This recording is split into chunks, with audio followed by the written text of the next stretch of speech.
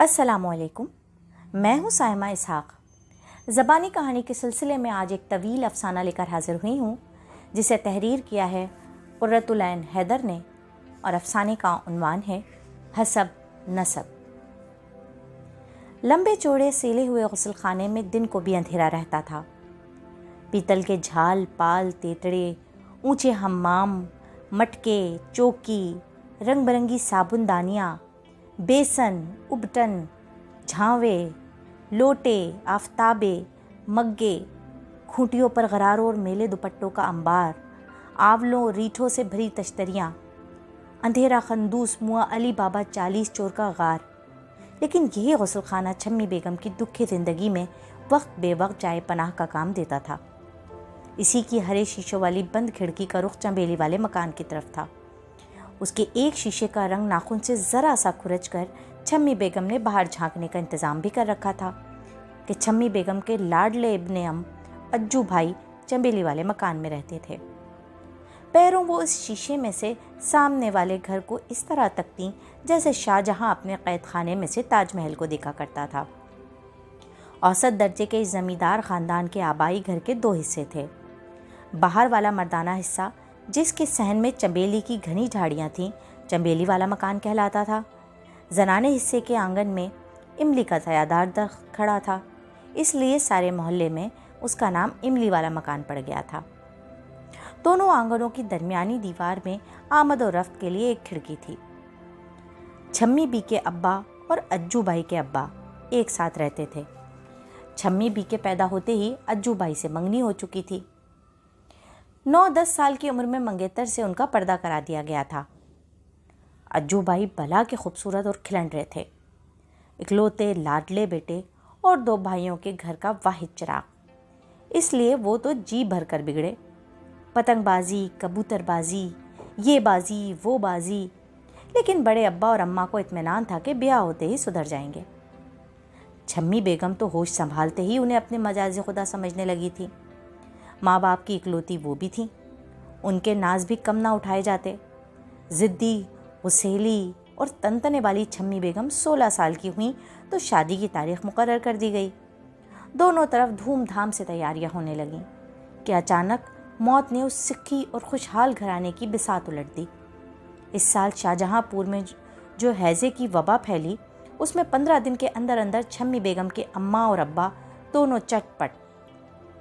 छम्मी बेगम पर क़यामत गुजर गई, लेकिन अभी ताया ताई का साया सर पर सलामत था। सबसे बड़ी बात यह कि अज्जू भाई से ब्याह होने वाला था। छम्मी बेगम माँ बाप का सोग मनाने के बाद फिर मुस्तकबिल के सुहाने ख्वाब देखने में मसरूफ़ हो गई। शादी कुछ अरसे के लिए मुलतवी कर दी गई थी, लेकिन इससे पहले कि बड़े अब्बा कोई तारीख मुकर्रर करें, उनका बैठे बिठाए हार्ट फेल हो गया। बड़े अब्बा के मरते ही अज्जू भाई ने कहा कि वो चंद मुकदमों के मामलात संभालने लखनऊ जा रहे हैं और मुसाहिबों के साथ उड़न छू हुए। अब इमली वाले मकान में रह गई बड़ी भी, जो बिल्कुल बावली हो रही थी, और छम्मी बेगम। मर्दाना सूना हो गया। ड्योड़ी पर पुराने मुलाजिम धम्मू खान डंडा संभाले बैठे रह गए। अंदर सलामत बुआ और उनकी लड़कियां रोती नाक सिनकती खाना पकाने में जुटी रहती। घर की हिफाजत के लिए बड़ी अम्मा ने एक बूढ़े रिश्तेदार मिलन खान को बरेली से बुलवा भेजा, जो चंबेली वाले मकान के दालान में खटिया डालकर पड़ रहे। अज्जू भाई लखनऊ गए तो वहीं के हो रहे। हर खत में अम्मा को लिख भेजते कि मुकदमे की तारीख बढ़ गई है, महीने 2 महीने में आ जाऊंगा। पूरे 6 महीने बाद वापस आए तो बड़ी अम्मा ने शादी का जिक्र छेड़ा। बोले, जब तक ज़मीनों के मामलात नहीं सुधर जाते मैं शादी वादी नहीं करने का। जब ही से छम्मी बेगम तारीख गुस्ल खाने के कोने में मेले कपड़ों के ढेर पर बैठकर चुपके चुपके रोने लगी। अब छम्मी बेगम 19 साल की हो चुकी थी। अज्जू भाई ने शायद तय कर लिया था कि लखनऊ में ही रहेंगे। लोगों ने आकर बताया कि वहाँ खूब रंगरलियाँ मना रहे हैं। छम्मी बेगम भी ना जाने कैसा नसीब लेकर आई थी। एक दिन बड़ी अम्मा पर दिल का दौरा पड़ा और वो भी चल बसी। अब छम्मी बेगम तन तनहा हक दक हैरान रह गई। आंगन में उल्लू बोलने लगा। मज़ीद हिफाजत के ख्याल से अंधे धुंधे मिलन मियाँ चंबेली वाले मकान से इमली वाले मकान में मुंतकिल हो गए। उधर दालान में पड़े वो खांसा करते और ड्योड़ी में धम्मू खान खांसता रहता। अज्जू भाई माँ के मरने में आए थे, तीजा करते ही वापस चले गए। جس طرح انہوں نے بیچ منجدار میں چھمی بیگم کا ساتھ چھوڑا تھا، اللہ اللہ، جب وہ سب سوچتی تو کلیجہ پھٹنے لگتا۔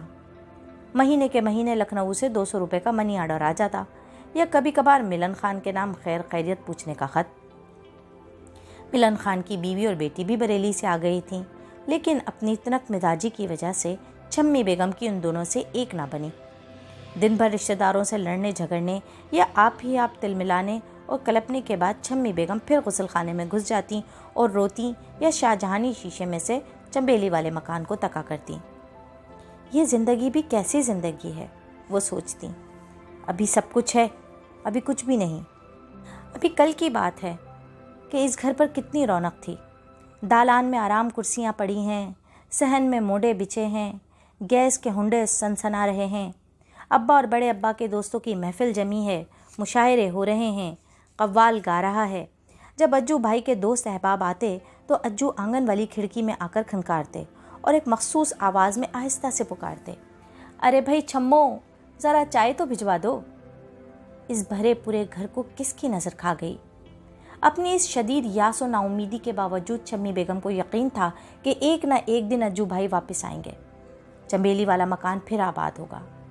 جمعے کے جمعے وہ مردانے مکان میں جاتی، دھمو خان اور سلامت بوا کی لڑکیوں کے ساتھ مل کر باغ کے جھاڑ جھنکاڑ کی صفائی کرواتی، دالان کے جالے صاف کیے جاتے، اندر کے کمرے مقفل تھے۔ دروازوں کے شیشوں میں سے جھانک کر وہ بڑے ابا اور اجو کے کمروں پر نظر ڈالتی اور سر ہلاتی اور ٹھنڈی آہیں بھرتی واپس آ جاتی۔ چھمی بیگم 30 سال کی ہو گئیں، بال وقت سے پہلے سفید ہو چلے۔ اب انہوں نے چنبیلی کے باغ کی دیکھ بھال بھی چھوڑ دی۔ دل دنیا سے اچاٹ سا ہو گیا، لیکن غصے اور تنتنے کا عالم وہی رہا۔ بالکل اب عمر کی پختگی کے ساتھ اس میں اضافہ ہوتا جا رہا تھا۔ ان کی اس تمکنت اور تنتنے کی وجوہات کچھ کم نہ تھیں۔ ماں باپ خالص اصل نسل روہیلے پٹھان، دادا پردادا 7 ہزاری نہ سہی 1 ہزاری 2 ہزاری یا نگوڑے جو کچھ بھی کرتے تھے ضرور ہی رہے ہوں گے۔ سارے کنبے کا سرخ و سفید رنگ، پٹھانی خودداری اور غصہ اس حقیقت کا کھلا ثبوت تھا کہ اس خاندان میں قبیل کبھی نہ ہوئی۔ ماضی کے ان جوغادری روہیلا سرداروں کے نام لیوا اس کنبے کے حسب نسب پر کوئی آنچ نہ آنے پائے، اس فکر میں وہ بالکل قلعہ بند ہو کر بیٹھ رہیں۔ محلے کی عورتوں سے ملنا جلنا بھی کم کر دیا، بیواؤں کے سے سفید کپڑے پہننے لگیں۔ ان کا زیادہ وقت مسلح پر گزرتا۔ اکثر دوپہر کے سناٹے میں سلامت بوا آنگن کی کھڑکی میں بیٹھ کر زردہ پھانکتے ہوئے بڑی ڈراؤنی آواز میں اپنے آپ سے بڑبڑاتی، باری تعالیٰ فرماتا ہے مجھے 2 وقت اپنے بندوں پر ہنسی آتی ہے، ایک جب جسے میں بنا رہا ہوں اسے کوئی بگاڑنے کی کوشش کرے، اور 2 جب جسے میں بگاڑ رہا ہوں وہ اپنے آپ کو بنانے کی کوشش کرے، بس 2 وقت۔ چھمی بیگم دہل کر ڈانٹتی، ارے سلامت بوا، نحوست کی باتیں مت کرو، لیکن سلامت بوا اطمینان سے اسی طرح بڑبڑاتی رہتی۔ اس روز 9 چندی جمعرات تھی۔ چھمی بیگم غسل خانے میں نہا رہی تھی۔ سردیوں کا زمانہ تھا، حمام کے نیچے سلگتے انگارے کب کے بجھ چکے تھے۔ چھمی بیگم کو کپ کپی سی چڑھ رہی تھی، جلدی سے بال تولیہ میں لپیٹ کر کھڑا میں پہن رہی تھی جب باہر سے سلامت بوا کی سڑیلی نواسی نے زور سے غسل خانے کے دیمک لگے کواڑ کی کنڈی کھڑکھڑائی۔ آپا، اے آپا، جلدی نکلو۔ ارے کیا ہے باؤلی؟ چھمی بیگم نے جھنجھلا کر آواز دی۔ آپا، چنبیلی والے مکان میں آپ سے کہا ہے کہ 4-5 جنوں کے لیے چائے بھجوا دو جلدی۔ کیا؟ چھمی بیگم کو اپنی کانوں پر یقین نہ آیا۔ انہوں نے جلدی سے چائے جانی شیشے سے آنکھ لگا دی۔ صحن کا پھاٹک کھلا ہوا تھا، باہر 2 تانگے کھڑے تھے، 2-3 لندرے سامان اتروا رہے تھے۔ ایک سیاہ فام لیکن تیکھے نقش والی عورت سرخ جارجٹ کی ساڑی پہنے، ہری بنارسی شال میں لپٹی دالان میں مونڈے پر بیٹھی اطمینان سے گھٹنے ہلا ہلا کر نوکروں کو احکام دے رہی تھی۔ اس کی ایک ہم شکل 13-14 سالہ ٹرنی شکل والی اچھال چھکا سی لڑکی کاسنی شلوار قمیص پہنے فرش پر اکڑو بیٹھ کر ایک بکس کھولنے میں مشغول تھی۔ اتنے میں اندر سے اجو بھائی، جی ہاں ہمیشہ کی طرح بانکے چھبیلے اجو بھائی دالان میں آئے اور جھک کر اس لال چڑیل سے کچھ کہا۔ وہ قہقہہ لگا کر ہنسی۔ چھمی بیگم کی آنکھوں کے سامنے اندھیرا چھا گیا۔ نیم تاریخ غسل خانہ اب بالکل اندھا کنواں بن گیا۔ انہوں نے جلدی سے ایک کھونٹی پکڑ لی، لڑکھڑاتی ہوئی باہر آئیں اور بے سدھ ہو کر اپنے بستر پر گر گئیں۔ بات یہ تھی کہ اجو بھائی جنہوں نے برسوں سے لکھنؤ والی کلو کو گھر ڈال رکھا تھا اب باقاعدہ نکاح کر کے اسے اپنے ساتھ لے آئے تھے۔ کاسنی شلوار والی لڑکی اشرفی کلو اپنے ساتھ لائی تھی، اجو بھائی کی نہیں تھی۔ شام کو اجو بھائی پردہ کرائے بغیر درانے میں چلے آئے اور دالان میں پہنچ کر پکارا، ارے بھائی چھمو، آؤ اپنی بھابھی سے مل لو۔ چھمی بیگم کانپ کر رہ گئیں، پلنگ سے اٹھ کر غسل خانے میں جا گھسیں اور زور سے چٹخنی چڑھا دی۔ اجو چور سے بنے دالان کے ایک در میں کھڑے رہے، کلو ان کے پیچھے کھڑی تھی۔ دونوں میاں بیوی چند منٹ تک اسی طرح چپ چاپ کھڑے رہے اور پھر سر جھکائے چنبیلی والے مکان میں واپس چلے گئے۔ اس دن کے بعد سے چھمی بیگم کی دنیا بدل گئی۔ اب وہ سارا دن قرآن شریف ہی پڑھا کرتیں۔ اجو نے انہیں اتنے برسوں ہوا میں معلق رکھ کر ان کی زندگی تباہ کر کے کسی اور سے شادی کر لی۔ اس ناقابل برداشت صدمے سے زیادہ دہشت انہیں اس بات کی تھی کہ انہوں نے کلو بائی طوائف سے نکاح کر کے خاندان کا حسب نسب برباد کر دیا تھا۔ چھمی بیگم اس جرم کے لیے انہیں مرتے دم تک معاف نہ کر سکتی تھی۔ کلو نے کئی بار ان کی طرف دوستی کا ہاتھ بڑھایا۔ اکثر وہ آنگن کی کھڑکی میں آہستہ سے کہتی، بٹیا کسی چیز کی ضرورت ہو تو بتا دیجیے۔ کبھی کوئی خاص کھانا پکتا تو نوکر کے ہاتھ سینے بھجواتی، لیکن چھمی بیگم نے دھمو خان کو حکم دے رکھا تھا کہ چنبیلی والے مکان سے کوئی چڑیا کا بچہ بھی اس طرف آئے تو اس کی ٹانگیں توڑ دو۔ گھر واپس آنے کے بعد دوسرے مہینے اجو بھائی نے ملن خان کے ہاتھ 200 روپے بھجوائے جو وہ اب تک لکھنؤ سے بھیجا کرتے تھے، لیکن اب صورتحال بدل چکی تھی۔ چھمی بیگم کھڑکی میں جا کر للکاریں، جمعہ خان مرحوم کی بیٹی اور شبو خان مرحوم کی بھتیجی چکلے سے آیا ہوا ایک پیسہ بھی اپنے اوپر حرام سمجھتی ہے۔ ملن خان غیرت والے پٹھان ہو تو جا کر یہ 200 روپلی بھیجنے والے کے منہ پر دے مارو۔ رجس پڑھ کر انہوں نے کھڑکی کا دروازہ بند اور اس میں موٹا قفل ڈال دیا۔ اب چھمی بیگم اپنے زیور بیچ کر گزر بسر کرنے لگی۔ زیور ختم ہو گئے تو گھر کا قیمتی پرانا سامان کباڑی کے ہاتھوں فروخت کر ڈالا۔ لیکن بھوک ایک دائمی مرض ہے جس کا وقتی علاج کافی نہیں، اور چھمی بیگم کو دھمو خان، ملن خان، سلامت بوا اور ان کے چینگڑ پوٹوں کا پیٹ بھی بھرنا تھا۔ انہوں نے گھر میں قرآن شریف اور اردو پڑھانے کے لیے بچیوں کا مکتب کھول لیا۔ محلے والوں کی سلائی کرنے لگیں۔ جب محنت کرتے کرتے بیمار پڑ گئیں اور ہلا کر بخار چڑھایا تو سلامت بوا ہڑبڑا گئیں اور غصے سے بولی، بی بی کیا آن پر جان دے دو گی؟ ایسی بھی کیا نگوڑی آن؟ لیکن چھمی بیگم پر غنود کی طاری تھی۔ سلامت بھاگی بھاگی چنبیلی والے مکان پہنچی۔ کلو فوراً سر پر برقع ڈال کر گلی کے راستے اندر آئی۔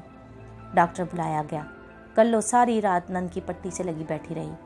اجو بھائی نے کئی بار آ کر دکھیاری چچا زاد بہن کی حالت دیکھی، لیکن شاید اب بھی اس بے انصافی کا احساس انہیں نہ ہوا جو انہوں نے چھمی بیگم کے ساتھ کی تھی، کیونکہ بقول سلامت بوا اس کالی کلوٹی کلو نے انہیں الو کا گوشت کھلا رکھا تھا۔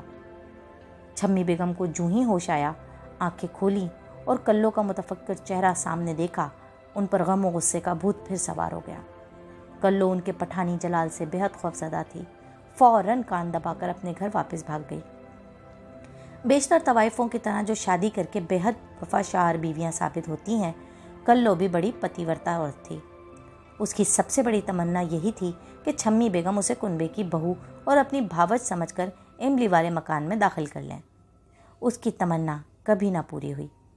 10 سال نکل گئے۔ اجو بھائی کو چھمی بیگم کے رشتے کی فکر بھی تھی، لیکن چھمی بیگم ادھیڑ ہو چکی تھی۔ اب ان سے شادی کون کرے گا؟ چھمی بیگم ان سے اور کلو سے اسی طرح شدید پردہ کرتی تھیں جس طرح مدرسے چلا کر گزر کر رہی تھی کہ ملک تقسیم ہو گیا۔ آدھا شاہجہاں پور سمجھو خالی ہو گیا۔ ان کے مکتب کی ساری لڑکیاں اپنے اپنے ماں باپ کے ساتھ پاکستان چلی گئیں۔ چھمی بیگم کے ہاں روٹیوں کے لالے پڑ گئے۔ اسی زمانے میں شامت اعمال کے کسی کام سے اجو بھائی دلی گئے اور فسادوں میں وہ بھی اللہ کو پیارے ہو گئے۔ جب ان کی سناونی آئی ہے، کلو پچھاڑے کھانے لگی، چوڑیاں توڑ ڈالیں، آنگن کی کھڑکی پر مکے مار مار کر ہاتھ لہو لہان کر لیے، بٹیا بٹیا دروازہ کھولیے، ہائے بٹیا بٹیا ارے میں کہیں کی نہ رہی۔ چھمی بیگم دالان کے تخت پر بے خبر سو رہی تھیں۔ بین سن کر جاگ اٹھیں، دیوار کی کیل سے ٹنگی کنجی اتاری، تالا کھولا۔ کلو بال بکھرائے بھتنی کی طرح کھڑی چیخ رہی تھی، ارے لوگوں میرا سہاگ لٹ گیا، ہائے بٹیا میری مانگ اجڑ گئی۔ اس نے آگے بڑھ کر چھمی سے لپٹنا چاہا، वो 2 कदम पीछे हट गईं। नींद से बोझल आंखें मलीं और अचानक उनकी समझ में बात आ गई। तब वो भी खिड़की में बैठ गईं, सफ़ेद दुपट्टा मुंह पर रख लिया, सिसक कर रोने लगीं और रोते रोते बोली, अरे मुर्दार, तू तो आज बेवा हुई है, मैं बदबख्त तो सदा की बेवा हूँ। अज्जू भाई के 40वें के बाद ही कल्लो न जाने कहाँ गायब हो गई। उसकी लड़की अशरफी, जिसका चंद साल पहले अज्जू भाई ने अपने किसी मसाहिब से निकाह करवा दिया था, लखनऊ से आई और चमेली वाले मकान के साजो सामान पर कब्जा किया और सब चीज़ें छकड़ों पर लदवा कर चलती बनी। छम्मी बेगम गुस्ल खाने के शीशे में बेनियाजी के साथ फ़ानी दुनिया के ये सारे तमाशे देखती रहीं। चमेली वाले मकान पर कस्टोडियन का ताला पड़ गया, क्योंकि छम्मी बेगम अदालत में ये किसी तरह साबित न कर पाईं कि अज्जू भाई पाकिस्तान नहीं गए, बलवों में मारे गए हैं। खुद किसी पुराने आसेब की तरह वो इमली वाले मकान में मौजूद रहीं। मिलन खान और धम्मू खान दोनों बुढ़ापे और फाका कशी की वजह से मर गए। सलामत बुआ पर फालिज गिर गया। उनकी लड़कियां और दादा पाकिस्तान चले गए। छम्मी बेगम सिलाई करके पेट पालती हैं। तन तनहा मकान में रहते अब उन्हें डर नहीं लगता, क्योंकि सर सफ़ेद हो चुका था। बहुत जल्द मोहल्ले की बड़ी बूढ़ी कहलाईं। कुछ अरसे बाद चमेली वाले मकान में एक सिख शरणार्थी डॉक्टर आन बसे। कभी कभार सरदारनी आंगन की खिड़की में आ बैठती और वो भी छम्मी बेगम अपने अपने दुख सुख की बातें किया करती। डॉक्टर साहब की लड़की चरणजीत की शादी नई दिल्ली में किसी सरकारी अफसर से हुई थी। अब की बार वो मैके आई तो उसने अपनी माँ से कहा कि उसके शौहर के मुसलमान अफसर आला की बेगम को उस्तानी की ज़रूरत है, जो घर पर रहकर उनके बच्चों को उर्दू और कुरान पढ़ाए। मैं तो छम्मी मासी से कहते डरती हूँ, उन्हें जलाल आ जाएगा, आप कह कर देखिए। बड़ी सरदारनी ने छम्मी बेगम से इस मुलाजमत का जिक्र किया, समझाया बुझाया। बहन जी, इस तंग दस्ती और तन्हाई में कब तक बसर करोगी? दिल्ली चली जाओ, सबीहुद्दीन साहब के यहाँ इज्जत व आराम से बुढ़ापा कट जाएगा। छम्मी बेगम का गुस्सा कब का धीमा पड़ चुका था। जोश व खरोश, तनतने और जलाल में कमी आ गई थी। उनकी समझ में भी ये बात आ गई कि कल कलां को मर गई तो आखिर वक्त में यासीन शरीफ पढ़ने वाला तो कोई होना चाहिए। किस्सा मुख्तसर ये कि छम्मी बेगम बुर्का ओढ़कर सिर्फ एक बक्स और बिस्तर और लोटे के साथ घर से निकली, जो अब तक बिल्कुल खंडर हो चुका था और जिसके खंडर होने का अब उन्हें कतई गम न था, क्योंकि वो त्याग और सन्यास की स्टेज पर पहुंच चुकी थी। वो रेल में बैठकर दिल्ली पहुंची, जहां रेलवे स्टेशन पर बेचारी बेगम सबीहुद्दीन चरणजीत सिंह का खत मिलने पर कार लेकर खुद उन्हें घर ले जाने के लिए आ गई थी। इस रोज से छम्मी बेगम बिनते जुम्मा खान जमींदार शाहजहानीपुर मुगलानी जी बन गईं। छम्मी बेगम ने पूरे 12 साल सफ़ेद बुर्राक दुपट्टा माथे से लपेटे सबीहुद्दीन साहब के घर में गुजार दिए। बच्चे, जिन्हें वो उर्दू और कुरान शरीफ पढ़ाने आई थी, बड़े हो गए। बड़ा लड़का बीए के बाद अपने चचा के पास पाकिस्तान भेज दिया गया। मंझली लड़की भी कराची चली गई। छोटी लड़की कॉलेज में पहुंच गई। अब बेगम सबीहुद्दीन को छम्मी की ज़रूरत नहीं थी। सबीहुद्दीन साहब रिटायर होकर अपने वतन मिर्ज़ापुर जाने वाले थे। दिल्ली से रवाना होने से पहले बेगम सबीहुद्दीन ने छम्मी बेगम को अपनी एक दोस्त बेगम राशिद अली के यहाँ रखवा दिया। राशिद अली साहब भी हुकूमत हिंद के एक आला अफसर थे। छम्मी बेगम सबीहुद्दीन साहब के यहाँ बहुत सुख चैन से रह रही थी। उनसे घर के बुज़ुर्गों का सा बर्ताव किया जाता था। उन्हें तीनों बच्चों से बेहद मोहब्बत हो गई थी। गुस्सा भी बहुत कम आता था। अगर आता भी था तो अपनी मजबूरियों का ख्याल करके पी जाती थी। अब वो नखरा दिखाएं भी तो किस पर। नाज उठाने, खफगी बर्दाश्त करने वाले सब अल्लाह को प्यारा हो चुके थे। कभी कभी उन्हें कल्लो का ख्याल आ भी जाता तो सोचती कि न जाने कमबख्त अब कहाँ और किस हाल में होगी, या शायद वो भी मर खप गई हो। आजकल जिंदगियों का क्या भरोसा। बेगम राशिद अली बेगम सबीहुद्दीन की तरह दर्दमंद और दीनदार खातून तो न थीं, आजकल की मॉडर्न लड़की थीं, लेकिन इज्जत उन्होंने भी छम्मी बेगम की बहुत की। यहाँ भी वो घर के फ़र्द की हैसियत से रहती। राशिद अली उनका बहुत ख्याल रखते। उनकी बारोब, पुरवकार शक्ल सूरत और आला नस्बी से सभी मुतासर थे। बेगम राशिद अक्सर सहेलियों से कहती, भाई वाकई ज़िंदगियों में कैसे कैसे इनकलाब आते हैं, पल की पल में क्या से क्या हो जाता है। हमारी मुगलानी बी का किस्सा सुना है आपने? शाहजहांपुर के फलां ख़ानदान। और सुनने वालियाँ ख़वातीन सर हिलाकर ठंडी सांसें भरती और दूसरे इस तरह के इबरत अंगेज़ नसीहत आमोज़ वाक़यात सुनाती। بیگم راشد علی کے بچے بہت خرد سال تھے. ان پر حیدرآبادی آیا ماں مامور تھی. بیگم ہاؤس کیپر بن گئیں.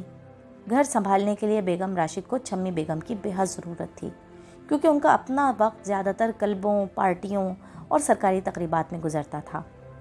5 برس چھمی بیگم نے راشد علی کے گھر میں کاٹ دیے. جب راشد صاحب کا تبادلہ ہندوستانی سفارتخانے واشنگٹن ہونے لگا تو ان کی بیگم کو فکر ہوئی کہ چھمی بیگم کو کہیں اور ٹھکانہ بنائیں. ایک دن وہ اپنے ایک الوداعی لنچ کے لیے روشن آرا کلب گئیں اور چھمی بیگم سے کہتی گئیں کہ فلاں وقت کار لے کر منی کو میرے پاس لے آئیے گا. جب چھمی بیگم روشن آرا کلب پہنچی، لنچ ابھی ختم نہ ہوا تھا. چھمی بیگم بچی کی انگلی پکڑے سبزے پر ٹہلتی رہیں. چھمی بیگم اب پردہ نہیں کرتی تھی اور ساڑی پہنتی تھی. اس نگوڑی دلی میں اب انہیں پہچاننے والا کون رکھا تھا؟ سامنے برآمدے میں ایک طرف رمی کی محفل جمی ہوئی تھی اور ایک بے حد فیشنیبل 40-45 سالہ حقاقہ دقاقہ خاتون 5-6 مردوں کے ساتھ قہقہ لگا کر تاش کھیلنے میں مصروف تھیں. 17 برس نئی دلی میں رہ کر چھمی بیگم اس نئی اعلیٰ سوسائٹی اور جدید ہندوستانی خواتین کی الٹرا ماڈرن طرز زندگی کی بھی عادی ہو چکی تھیں. اس لیے چھمی بیگم اطمینان سے گھاس پر ٹہلا کیں. چند منٹ بعد ان خاتون نے سر اٹھا کر چھمی بیگم کو ذرا غور سے دیکھا. کچھ دیر بعد پھر نظر ڈالی اور اپنے ایک ساتھی سے کچھ کہا. تب چھمی بیگم نے دیکھا کہ ایک مردوا تاش کی میز سے اٹھ کر لمبے لمبے ڈگ بھرتا ان کی طرف آ رہا ہے. قریب آ کر اس نے کہا، بڑی بی ذرا ادھر آئیے. چھمی بیگم متانت سے برآمدے میں پہنچی. اجنبی خاتون نے پوچھا، یہ بچی کس کی ہے اور وہ کس کی ملازمہ ہے؟ چھمی بیگم نے بتایا کہ خاتون نے کہا کہ وہ بمبئی میں رہتی ہیں اور آج کل انہیں بھی ایک قابل اعتبار بڑی بی کی تلاش ہے. اگر وہ اپنے جیسی کسی بڑی بی کو جانتی ہوں تو بتائیں. چھمی بیگم فوراً دل میں رب کریم کا لاکھ لاکھ شکر بجا لائیں، جو رزق کا ایک دروازہ بند کرتا ہے تو دوسرا کھول دیتا ہے. پھر انہوں نے اس وقار سے جواب دیا کہ وہ خود بہت جلد اپنی ملازمت سے سبکدوش ہونے والی ہیں. میری بیگم ابھی باہر آتی ہوں گی، ان سے بات کر لیجئے. اتنا کہہ کر وہ بیگم راشد کے انتظار میں وہیں برآمدے کے ایک در میں ٹک گئیں. جب بیگم راشد لنچ روم سے نکلیں تو میز سے اٹھ کر اجنبی خاتون نے فوراً اپنا تعارف کرایا.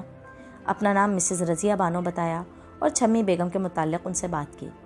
بیگم راشد بھی بہت خوش ہوئیں اور وعدہ کیا کہ واشنگٹن روانہ ہونے سے پہلے وہ چھمی بیگم کو خود بمبئی کی ریل میں بٹھا دیں گی. رضیہ بانو نے بتایا کہ وہ آج شام ہی بمبئی واپس جا رہی ہیں.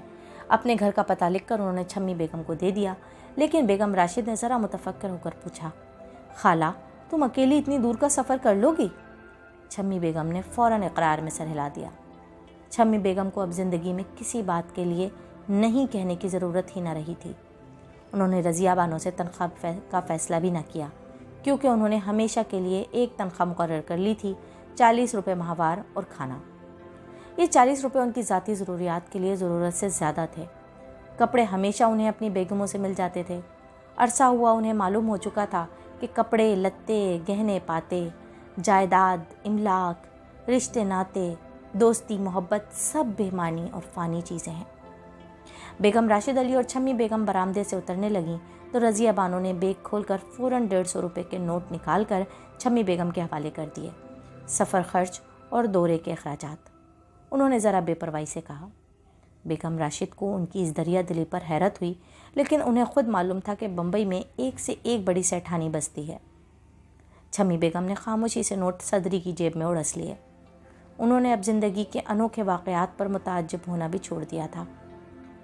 مسٹر اور مسز راشد علی کے امریکہ روانہ ہونے سے 2 دن پہلے چھمی بیگم نے بھی ٹرین میں سوار ہو کر بمبئی کا رخ کیا. بمبئی سینٹرل پہنچ کر وہ پہلی بار ذرا گھبرائیں، کیونکہ نئی دلی کی پرسکون کوٹھیوں میں انہوں نے اب تک خود کو بہت محفوظ و مامون محسوس کیا تھا. اللہ کا نام لے کر پلیٹ فارم سے باہر نکلیں، کلی کے سر سے اپنا ٹین کا بکس اور دری میں لپٹا بستر اتروایا، اپنا لوٹا، دستی پنکھا اور پندنیاں ہاتھوں میں سنبھال کر ٹیکسی کی. سردار جی کو پتہ بتایا، گلزار جارڈن روڈ. چند منٹ میں ٹیکسی ایک بلند و بالا نئی عمارت کی برساتی میں جا رکی. چھمی بیگم نے بوڑھے سردار جی کو کرایہ دیا، جو راستے میں ان سے دنیا جہان کے حالات پر تبادلہ خیال کرتے آئے تھے. اس وقت 2 بے حد اسمارٹ لڑکیاں لفٹ سے نکل کر سردار جی کی ٹیکسی میں بیٹھ گئیں. سردار جی نے خاموشی سے فلیگ گرایا اور پھٹک سے باہر نکل گئے. کس قدر غیر شخصی منظم اور میکینیکل زندگی تھی اس شہر کی۔ چھمی بیگم نے صدری کی جیب سے میلا کاغذ کا ٹکڑا نکال کر پھر آنکھیں چندیائیں اور پتہ پڑھا۔ 11ویں منزل، فلیٹ نمبر 3۔ اسٹول پر بیٹھے چوکیدار نے اکتائے ہوئے انداز میں خاموشی سے اٹھ کر ان کا سامان لفٹ میں رکھ دیا۔ لفٹ آٹومیٹک تھی۔ چھمی بیگم بہت گھبرائیں۔ چوکیدار جلدی سے اندر آیا اور انہیں 11ویں فلور تک پہنچا کر واپس نیچے چلا گیا۔ اب چھمی بیگم اپنے سامان سمیت طویل گیلری میں اکیلی کھڑی تھیں۔ پھر ان کی نظر ایک نزدیکی دروازے پر پڑی جس کے اوپر نمبر 3 لکھا تھا۔ دروازے پر ایک اور آہنی جالی دار دروازہ چڑھا تھا جو اندر سے مقفل تھا، جیسے بینکوں کے دروازے ہوتے ہیں۔ چھمی بیگم نے آگے بڑھ کر گھنٹی بجائی۔ چند لمحوں بعد ایک بھوری آنکھ نے اندرونی کواڑ کی جالی دار سوراخ کا پٹ ہٹا کر جھانکا۔ چھمی بیگم کو دفتن برسوں بعد اپنے غسل خانے کی کھڑکی کا کھرچا ہوا شیشہ یاد آ گیا، جس میں سے انہوں نے پہلی بار اس منحوس لال چڑیل کو دیکھا تھا۔ مزید توقف کے بعد دونوں دروازے کھلے اور ایک غسیلا سا گورکھا باہر نکلا۔ اس نے مشکوک اور بے رحم نظروں سے چھمی بیگم کو دیکھا۔ چھمی بیگم ڈر سی گئیں، لیکن پر یاد آیا وہ بھی پٹھان ہیں۔ سر اٹھا کر وقار سے کہا، بیگم صاحب سے کہو چھمی بیگم دلی سے آ گئی ہیں۔ معلوم ہے تم دلی سے آیا ہے، اندر آ جاؤ، گورکھے نے خشکی سے جواب دیا اور باہر نکل کر ان کا بکس بستر اٹھا لیا اور اس کے پیچھے پیچھے چھمی بیگم اندر آ گئیں تو اس نے کھٹ سے دونوں دروازے مقفل کر دیے۔ اب چھمی بیگم ایک نیم تاریک ایئر کنڈیشن عالی شان ڈرائنگ روم میں کھڑی تھیں۔ ایسا شاندار ڈرائنگ روم تو نہ بیچارے صبیح الدین صاحب کا تھا اور نہ راشد علی صاحب کا۔ ایک طرف کی دیوار پر سیاہ پردہ پڑا تھا جو ذرا سا سرکا ہوا تھا۔ اس کے پیچھے دیوار میں نصب سینما کی چھوٹی سی اسکرین نظر آ رہی تھی۔ کمرے کے دوسرے حصے میں بار تھی۔ بیگم صاحبہ ہیں؟ چھمی بیگم نے دونوں ہاتھوں میں لوٹا، پندنیاں اور پنکھا اٹھائے ہوئے دریافت کیا۔ میم صاحب سو رہا ہے۔ اور صاحب؟ ملازمت شروع ہونے سے پہلے گھر کے صاحب کے انٹرویو سے وہ ہمیشہ جھجکتی تھیں۔ گورکھے نے کوئی جواب نہ دیا اور ڈرائنگ روم سے نکل کر ایک گیلری کی طرف چلا۔ چھمی بیگم اس کے پیچھے پیچھے دونوں طرف دیکھتی ہوئی۔ گیلری میں 2 یا 4 دروازے تھے جو سب اندر سے بند تھے۔ یہ بہت بڑا اور پرشکوہ فلیٹ تھا۔ اندر جا کر گیلری بائیں طرف مڑ گئی۔ یہاں باورچی خانہ اور نوکروں کے 2 مختصر کمرے تھے جن کے باہر بالکنی تھی۔ نوکروں کے استعمال والے زینے میں بھی اندر سے تالا پڑا تھا۔ ایک صاف ستھری اور روشن خالی کوٹری میں جا کر گورکھے نے بکس بستر ادھم سے زمین پر رکھ دیا اور اسی طرح چپ چاپ باہر چلا گیا۔ چھمی بیگم نے پندنیاں بڑے طاق کے تختے پر رکھ کر اپنی نئی جائے پناہ نئے ٹھکانے پر نظر ڈالی۔ کونے میں لوہے کا ایک پلنگ پڑا تھا۔ انہوں نے دل میں سوچا یہ بہت چبھے گا۔ دیواروں پر پچھلے شوقین مزاج ملازم کی چپکائی ہوئی فلم ایکٹرسوں کی تصویریں مسکرا رہی تھیں۔ کوٹری میں حبس تاری تھا۔ چھمی بیگم نے کھڑکی کھولی تو اچانک سمندر آنکھوں کے سامنے آ گیا۔ نیلا، وسیع، بے پناہ سمندر، ٹھاٹے مارتا، غیر متوقع زندگی کے واقعات کے مانند اچانک انہوں نے سمندر پہلے کبھی نہ دیکھا تھا۔ دفتن خیال آیا کہ اس کارساز کے قربان جاؤں، سمندر تک پہنچ گئی، اب انشاءاللہ حج بھی کراؤں گی۔ اسی سمندر کے اس پار مکہ مدینہ ہے، یہ سوچ کر ان کا جی بھر آیا۔ کوٹری سے ملحق نوکروں کا غسل خانہ تھا۔ چھمی بیگم نے بکسا کھولا، کپڑے نکالے، غسل خانے میں گئیں۔ اپنے آبائی مکان کا وہ طویل و عریض نیم تاریخ غسل خانہ، مامائیں، اصیلیں، وہ برسوں کی کوشش کے بعد بھلا چکی تھیں کہ انسان زندگی کی پہم تبدیلیوں کا عادی ہوتا چلا جاتا ہے ورنہ مر جائے۔ نہا دھو کر کپڑے بدل کر وہ پھر اپنی کوٹری میں آئیں۔ سارا گھر سنسان پڑا تھا، نوکر نہ چاکر، صاحب دفتر گئے ہوں گے، بچے اسکول، میم صاحب سو رہی تھی۔ دوپہر کا وقت تھا، اب انہیں چائے کی طلب ستانے لگی۔ ساری عمر شدید ذہنی اور جذباتی صدمے سہتے رہنے سے چھمی بیگم کی تیز تراری کب کی ہوا ہو چکی تھی اور وہ بڑھاپے کی وجہ سے 70-72 بھولی بھگی ہو کر رہ گئی تھی۔ سادگی سے سوچا کچن میں جا کر چائے بناؤں۔ سنسان باورچی خانے میں پہنچی تو وہاں گیس کے چولہے نظر آئے جو استعمال کرنا نہ جانتی تھی۔ ذرا جھنجھلا کر گیلری میں آئیں جس کے 4 دروازوں میں سے ایک کھل چکا تھا اور اس پر پڑا بیش قیمت پردہ دکھائی دے رہا تھا۔ ان کے قدموں کی چاپ سن کر پردے کے پیچھے سے کسی نے آواز دی، کون ہے؟ چھمی بیگم، دلی سے آئی ہوں، انہوں نے اسی سادگی سے جواب دیا ओहो, आ गई, आओ आ जाओ। पर्दा सरका कर अंदर गईं। एक बिल्कुल शाहाना ख्वाबगाह में वसी और अरीज अमरीकन छपरखट पर रज़िया बानो गुलाबी नायलॉन का नाइट गाउन पहने नीम दराज थी। उंगलियों में सिगरेट सुलग रहा था। छम्मी बेगम को उनका ये नंगा पहनावा ज़रा भी पसंद ना आया, लेकिन सोचा ये भी अपना अपना दस्तूर है, इस शहर के यही रंग ढंग है। रज़िया बानो का सिगरेट भी उन्हें अच्छा ना लगा। बेगम सबीउद्दीन और बेगम राशिद दोनों सिगरेट नहीं पीती थीं। बहरहाल उन्होंने बुर्दबारी से कहा, अस्सलाम वालेकुम। आ जाओ बुआ, बैठो। रज़िया बानो ने फर्श की तरफ इशारा किया। जब से छम्मी बेगम बुर्का सर पर डालकर हक हलाल की रोज़ी कमाने बाप दादा की दहलीज से बाहर निकली थीं, आज तक उन्हें किसी ने बुआ नहीं कहा था। सबीउद्दीन साहब और राशिद दोनों के यहाँ उन्हें छम्मी खाला या सिर्फ खाला कहकर पुकारा जाता था। वो तमकनत से दीवान के किनारे पर टिक गईं। रज़िया बानो के सरहाने 2 टेलीफोन रखे थे, एक सफ़ेद एक सुर्ख। सफ़ेद वाले की घंटी बजी। रज़िया बानो ने रिसीवर उठाकर अंग्रेज़ी में आहिस्ता आहिस्ता कुछ बातें की। हाथ बढ़ाकर साइड टेबल से एक बड़ी सी मुजल्लद नोटबुक उठाई, उसमें कुछ लिखा और फिर रिसीवर रखकर सुर्ख रंग के टेलीफोन का एक नंबर मिलाया और आहिस्ते से कहा, माधो 4 नंबर 930, और फ़ोन बंद कर दिया। छम्मी बेगम खामोश बैठकर कमरे की आराइश देखती रहीं। मरमरी मुजस्समे, बड़ी बड़ी तस्वीरें, रेडियोग्राम, तूल तवील सफ़ेद रंग का वार्डरोब। इतने में पर्दा सरका कर एक तरहदार लड़की हाउस कोट पहने अंदर आई। गैलरी के बंद दरवाज़ों में से एक खुला। कमरे में से ज़ोर की हाई फाई की आवाज़ सुनाई दी। लड़की ने रज़िया बानो से कुछ गिटपिट की, उल्टे पाँव वापस गई और गैलरी वाला दरवाज़ा फिर बंद हो गया। अल्लाह रखे, कितने बच्चे हैं? ये मेरी भांजियाँ हैं, मेरे साथ रहती हैं। रज़िया बानो ने मुख्तसर जवाब देकर फिर नोटबुक खोल ली। कॉलेज में पढ़ती होंगी, छम्मी बेगम ने कहा। कौन? रज़िया बानो ने बेख्याली में पूछा। भांजियाँ आपकी? अल्लाह रखे, आपके मियाँ बिज़नेस करते हैं? छम्मी बेगम को मालूम था कि बम्बई में सब लोग बिज़नेस करते हैं। हैं क्या? रज़िया बानो ने नोटबुक से सर उठाकर ज़रा नागवारी से पूछा। मियाँ मर गए। इन्ना लिल्लाहि व इन्ना इलैहि राजिऊन, छम्मी बेगम के मुंह से निकला। लहजे भर के लिए अज्जू भाई अल्लाह बख्शे की मौत का ज़ख्म फिर हरा हो गया। हर मौत की खबर पर हरा हो जाता था। कोई क्या जान सकता था कि छम्मी बेगम ने अपनी सारी उम्र कैसे बेपाया अंदोह में मुब्तला रहकर उसे किस तरह जब्त कर कर के गुजार दी। सब्र शुक्र, सब्र शुक्र। चूड़ीदार पजामा पहने एक और मुजस्सम क़यामत नौजवान लड़की लहराती बल खाती कमरे में आई। रज़िया बानो ने उससे अंग्रेज़ी में कुछ कहा। लड़की इसी तरह लहराती मुस्कुराती बाहर चली गई।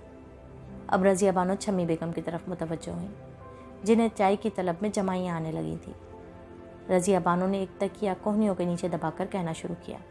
बुआ, छम्मी बेगम फिर कुल बुलाईं। आपने बहुत अच्छा किया जो मेरे यहाँ आ गई। मैंने पहली नज़र में ही अंदाज़ा लगा लिया था कि आप बेसहारा और दुखी हैं। अब आप इस घर को अपना घर समझिए। मैं हमेशा ये चाहती हूँ कि कोई बुज़ुर्ग बीबी मेरे घर में नमाज कुरान पढ़ती रहा करें। बरसों से मेरे पास एक हैदराबादी बड़ी भी थी, वो पिछले साल बेचारी हज करने गई, वहीं इंतकाल हो गया। अच्छा, रज़िया बानो ने पहलू बदलकर बात जारी रखी। मैं अब आपको बताना ये चाहती हूँ कि बुआ, ये बम्बई शहर मैदान हश्र है। तरह तरह की बातें, तरह तरह के लोग। आप किसी बात पर कान न धरिए, बस अपने काम से काम रखिए। किचन की निगरानी कर लीजिए, बाकी वक्त अपने नमाज रोज़े में गुजार दीजिए। अब आपकी मेहनत का नहीं, आराम का वक्त है। कुरान शरीफ पढ़िए, मेरे हक़ में दुआ खैर करते रहिए। बाकी है कि लड़कियों और मेरी भांजियों के लिए दूसरी आया मौजूद है। इब्राहिम खान सामा का नाम है, बिशन सिंह गोरखा है, माधु मेरा ड्राइवर है। लेकिन किसी से झगड़ों कजियों में ना पड़िए। मैं खुद, छम्मी बेगम ने कहना चाहा, लेकिन रज़िया बानो ने उनकी बात काट दी। मेरे अल्लाह के फजल से बहुत बड़ा बिजनेस है। कुछ तवक्कुफ़ के बाद इजाफा किया। एक्सपोर्ट इम्पोर्ट जानती हैं? Export import? जी हाँ, छम्मी बेगम ने सर हिलाया। सबीउद्दीन साहब महकमा तिजारत के अफसर थे और इसी तरह के अल्फाज छम्मी बेगम के कानों में पड़ते रहते थे। रज़िया बानो छम्मी बेगम को बहुत समझदार और नेक बीबी मालूम हुई और इस कदर खुदा परस्त। छम्मी बेगम ने उनका बारीक नाइट गाउन और सिगरेट नोशी भी माफ़ कर दी। मैं औरत ज़ात तन तनहा इतना बड़ा कारोबार चला रही हूँ, इसी की वजह से 10 तरह के लोगों से मिलना पड़ता है। भांजियाँ भी आजकल की लड़कियाँ हैं, उनके दोस्त अहबाब भी आते जाते रहते हैं। پھر میرے بزنس کی وجہ سے 2 مرتبہ پولیس ریڈ کر چکی ہے۔ پولیس؟ چھمی بیگم نے ذرا دہل کر دہرایا۔ رضیہ بانو ہنس پڑی۔ ڈریے نہیں، یہاں بڑے بڑے تاجروں کو پولیس اور انکم ٹیکس والے اکثر پریشان کرتے ہیں۔ میں اکیلی عورت 10 دشمن پیدا ہو گئے۔ کسی نے جا کر پولیس والوں سے جڑ دی کہ میں نے انکم ٹیکس نہیں دیا، بس دوڑ آ گئی۔ اسی وجہ سے میں نے باہر لوہے کا دروازہ لگوا لیا ہے۔ تو اب آپ سے کہنا یہ ہے کہ جب باہر کی گھنٹی بجے تو پہلے آپ سوراخ میں سے دیکھ کر اطمینان کر لیجئے۔ کبھی کبھی یہ پولیس والے سادہ کپڑوں میں بھی آ جاتے ہیں۔ چھمی بیگم سفر کی تھکان اور چائے کی طلب میں نٹھال ہوئی جا رہی تھی۔ اٹھ کھڑی ہوئیں اور بولی، بی بی گیس کا چولہا کیسے جلتا ہے؟ رضیہ بانو نے سرہانے ایک برقی بٹن دبایا۔ 1 منٹ میں ابراہیم باورچی دروازے میں نمودار ہو گیا۔ ابراہیم، یہ ہماری نئی بواں ہیں، ان کے لیے چائے تو بنا دو جھٹ پٹ۔ چھمی بیگم جلدی سے اٹھ کر ابراہیم کے پیچھے پیچھے کچن کی طرف روانہ ہو گئیں۔ ظہر، عصر، مغرب ساری نمازیں پڑھ کر وہ پھر بالکنی میں جا کھڑی ہوئیں۔ گھر میں کرنے کے لیے کچھ کام ہی نہ تھا۔ رضیہ بانو بن سنور کر باہر جا چکی تھیں۔ 2 بھانجیوں کے کمروں میں روشنی جل رہی تھی، تیسری بھانجی غائب تھی۔ تینوں چاروں ملازم بھی فلیٹ میں نہ تھے، اس لیے گھنٹی بجی تو بجتی ہی چلی گئی۔ چھمی بیگم نئی دلی کی عادت کے مطابق فوراً دروازہ کھولنے کے لیے ڈرائنگ روم کی طرف بڑھی۔ جلدی سے اندر والا دروازہ کھول دیا۔ باہر کا آہنی دروازہ اس وقت پہلے سے ایک طرف کو سرکا ہوا تھا، اور جس طرح صبیح الدین صاحب اور راشد صاحب کی کوٹھیوں میں ڈرائنگ روم کی دہلیز پر آ کر وہ مہمانوں سے بہت اخلاق سے کہتی تھیں تشریف لائیے، اسی عادت کے مطابق انہوں نے اخلاق سے کہا تشریف لائیے۔ 2 فروا مارواڑی اور ایک معطر نوجوان امیرزادہ اندر داخل ہوئے۔ امیرزادہ سیدھا بار کی طرف چلا گیا۔ فروا مارواڑی دھم سے ایک صوفے پر بیٹھ گئے۔ صبیح الدین صاحب کے ہاں بھی اکثر اس وضاقتہ کے کاروباری اپنے غرض سے آیا کرتے تھے۔ معطر نوجوان کو دیکھ کر البتہ ذرا تعجب ہوا، پھر سوچا اس شہر کا یہی دستور ہوگا۔ ابھی وہ یہی طے کر رہی تھیں کہ معزز مہمانوں سے چائے کے لیے پوچھیں یا کافی کے لیے کہ سونے کے بٹنوں اور ہیرے کی انگوٹھیوں والے فروا مارواڑی نے ڈپٹ کر پوچھا، میڈم کدھر ہے؟ چھمی بیگم کو بخوبی جانتی تھی، اور بیگم کو انگریزی میں میڈم کہتے ہیں۔ سلیقے سے جواب دیا، میڈم باہر گئی ہیں۔ سالہ چھوکری لوگ کدھر گیا؟ چھمی بیگم کو غصہ آ گیا۔ یہ صحیح ہے کہ اہل بمبئی ذرا بدتمیز اور اہل زبان نہیں ہے، لیکن یہ گالی گلوچ کیا مانی؟ انہوں نے ہونٹ پچکار کر پوچھا، بیگم صاحب کی بھانجیاں؟ اتنے میں دروازہ کھلا اور رضیہ بانو صورت سے خود اندر آ گئیں۔ چھمی بیگم سے کہا، بوا تم جا کر اپنی کوٹری میں بیٹھو آرام سے۔ جی اچھا، انہوں نے جواب دیا، اور ان کی گیلری میں سے گزر جانے کے بعد ایک بھانجی کے کمرے سے ایک صاحب نکل کر باہر چلے گئے۔ چھمی بیگم نے اپنی کوٹری میں جا کر ایک بار پھر جائے نماز نکالی، وضو کیا، نفلیں پڑھنے لگیں، اور اس رب ذوالجلال کا شکریہ ادا کیا جسے اپنے بندوں پر صرف 2 وقت ہنسی آتی ہے، اور اسی پاک پروردگار نے ان کے باپ دادا کی لاج، ان کے حسب نسب کی عزت رکھ لی، اور ایک بار پھر اپنے شریف گھرانے کی حق حلال کی کمائی میں ان کا بھی حصہ لگا دیا۔